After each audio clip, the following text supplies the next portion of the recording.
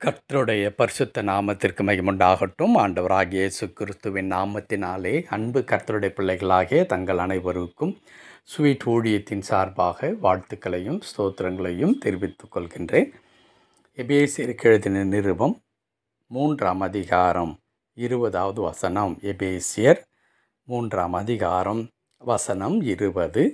நாம் வேண்டிக் கொள்கிறதற்கும் நினைக்கிறதற்கும் மிகவும் அதிகமாய் நமக்குள்ளே கிரியை செய்கிற வல்லமையின்படியே நமக்கு செய்ய வல்லவராகிய அவருக்கு சபையிலே கிறிஸ்து இயேசுவின் மூலமாய் தலைமுறை தலைமுறைக்கும் சதா காலங்களிலும் மகிமை உண்டாவதாக.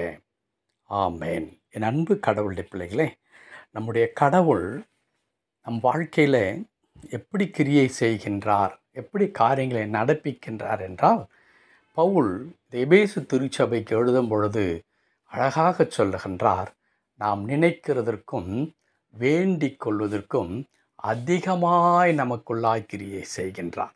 பல நேரங்களில் நாம் கடவுளிடத்தில் கேட்கும் பொழுது நம்முடைய தேவைகள் என்ன என்பதை நாம் ஆண்டவருடைய சமூகத்தில் ஜெபத்தின் வாயிலாக நாம் வைக்கின்றோம். ஒருவேளை நம்முடைய தேவைகள் என்ன வேண்டும் என்றாலும் இருக்கலாம். இதை தான் கடவுளிடத்தில் கொண்டு செல்ல வேண்டும், இதையெல்லாம் கடவுளிடத்திலிருந்து கொண்டு செல்ல வேண்டிய அவசியம் இல்லை, அல்லது இதை தான் கடவுள் கேட்பார், இப்படிப்பட்ட காரியங்களை எல்லாம் கடவுள் கேட்க மாட்டார் என்று கிடையவே கிடையாது. எதை வேண்டுமென்றாலும் நாம் கடவுளிடத்தில் கொண்டு போகலாம். அதற்கு அடிப்படை காரணம் என்னவென்றால் ஒன்றுதான். அது கடவுள் நம்மிடத்திலே தன்னை தகப்பனாக வெளிப்படுத்துகிறார். எல்லாவற்றை காட்டிலும் மேய்ப்பன், இரட்சகர், மீட்பர், நியாயாதிபதி எல்லாவற்றையும் தாண்டி நீங்கள் பயப்படுவதற்கான அடிமைத்தனத்தின் ஆவியை கொடாமல் அப்பா பிதாவே என்று கூப்பிட பண்ணுகிற புத்திர சுவிகாரத்தின் ஆவியை நமக்குள்ளாய் கொடுத்திருக்கிறார் என்று வேதம் சொல்லுகிறது. எல்லாவற்றையும் தாண்டி நான் கடவுளை அப்பா என்று நான் அழைக்க முடியும். அப்படியானால் நான் ஆண்டவரிடத்தில் செல்லும் பொழுது யாரிடத்தில் செல்வதாக நான் உணர்ந்து கொள்ள வேண்டும். என் தகப்பனிடத்தில் நான் போய் முறையிடுகிறேன், என் தகப்பனிடத்தில் போய் என்னுடைய இயலாமை சொல்லுகிறேன், என் தகப்பனிடத்தில் போய் என் பிரச்சனையை சொல்லுகின்றேன், என் தகப்பனிடத்தில் போய் என் கஷ்டங்களை சொல்லுகின்றேன், என் அப்பாவிடத்தில் போய் என் தேவைகளை நான் சொல்லுகின்றேன். ஆகையால் என் அப்பாவிடத்தில் இதைத்தான் சொல்லலாம், அதைத்தான் சொல்ல கூடும் என்று வரைமுறை கிடையவே கிடையாது, அளவுகோல் கிடையாது. I can share anything and everything with my daddy. ஆம் அன்பு கடவுளுடைய பிள்ளைகளே, அவர்தான் கடவுள். அப்படி நாம் கொண்டு செல்லும் பொழுது நம்முடைய கடவுள் என்ன செய்கிறார் தெரியுமா? நாம் என்ன காரியங்களுக்காய் ஜெபிக்கிறோமோ, எதை ஆலோசிக்கின்றோமோ, இவை எனக்கு இருந்தால், இவை மாறினால், இவை கைகூடி வந்தால் நலமாயிருக்கும் என்று எவற்றை நாம் நினைக்கின்றோமோ அதை எல்லாவற்றையும் காட்டிலும் மிக அற்புதமாய் கிரியை செய்கின்ற கடவுள், மிக அதிசயமாய் கிரியை செய்கின்ற கடவுள். ஒருவேளை பிள்ளை வந்து நம்மிடத்தில், நம்முடைய மகனோ மகளோ வந்து, அப்பா எனக்கு இந்த ஒரு அவசரம் இருக்கிறது, எனக்கு ஒரு 100 ரூபாய் வேண்டும் என்று கேட்கும் பொழுது உடனே நாம் 100 ரூபாய் கொடுக்க மாட்டோம். நாம் கேட்போம், உனக்கு என்ன வேண்டும், என்ன அவசியம் இருக்கிறது, அது 100 ரூபாய் கொண்டு நீ என்ன வாங்க விரும்புகிறாய் என்று நாம் கேட்போம். அப்பொழுது அந்த பிள்ளை சொல்லும், எனக்கு இந்த பொருளெல்லாம் வாங்க வேண்டும்.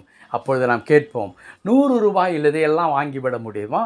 அல்லது இன்னும் அதை வாங்கும் பொழுது சிறந்ததை நீ வாங்கிக்கொள், அப்பொழுதுதான் அது நன்றாக இருக்கும் என்று சொல்லிவிட்டு, அதற்கு 100 ரூபாய் போதாது, இதோ நீ 150 ரூபாய் வைத்துக்கொள், 200 ரூபாயை வைத்துக்கொள் என்று நாம் கொடுப்பது இன்றைக்கும் நம்முடைய குடும்பங்களிலே, நம்முடைய பிள்ளைகளிடத்தில் நாம் காண்பித்து கொண்டிருக்கிற அன்பின் அடையாளம். என் பிள்ளை 100 கேட்டான், அவ்வளோதான், நான் 100 ரூபாய் கொடுத்து விட்டு என் கடமை முடிந்தது என்று எந்த ஒரு தகப்பனும் சொல்லுவதில்லை.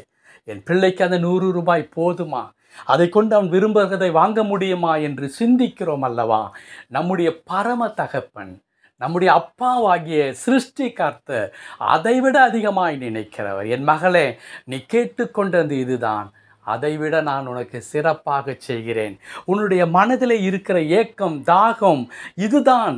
ஆனால் அதை காட்டிலும் மேன்மையான காரியத்தை உனக்கு நான் செய்கிறேன். நீ கவலைப்படாதே என்று சொல்லுகின்ற அன்பு தகப்பன். ஆகையினால் தான் பவுல் அந்த திருச்சபையை பார்த்து சொல்லுகிறார், நீங்கள் ஆராதிக்கின்ற கடவுள் நீங்கள் நினைக்கிறதற்கும் வேண்டிக் கொள்வதற்கும் அதிகமாய் கிரியை செய்கிறவர். ஆகையால் உங்களுடைய சபையில் இருந்து அவருக்கு கனத்தை, மகிமையை செலுத்துங்கள் என்று சொல்லுகிறார். இந்த வார்த்தையை கேட்டுக்கொண்டிருக்கிற அன்பு கடவுளுடைய பிள்ளைகளே, நாமும் அந்த கனத்தை, மகிமை செலுத்த வேண்டும். ஏனென்றால் நீங்களும் நானும் ஆராதிக்கிற அதே தகப்பனாகிய நம்முடைய ஆண்டவர் நமக்கும் செய்ய வல்லவர். கிருபை நிறைந்த நல்ல ஆண்டவரே, உம்மை துதிக்கிறோம், உடைய திருக்கரத்தில் அர்ப்பணிக்கிறோம். நீர் எங்கள் வாழ்க்கையிலே செய்ய போகிற மேன்மையான காரியங்களுக்காக, செய்து கொண்டிருக்கிறவர்களுக்காய் தோத்திரம். எங்களை தொடர்ந்து பொறுப்படுத்திக் கொள்ளும். மீட்பர் நாமத்தில் பிதாவே. ஆமென், ஆமென்.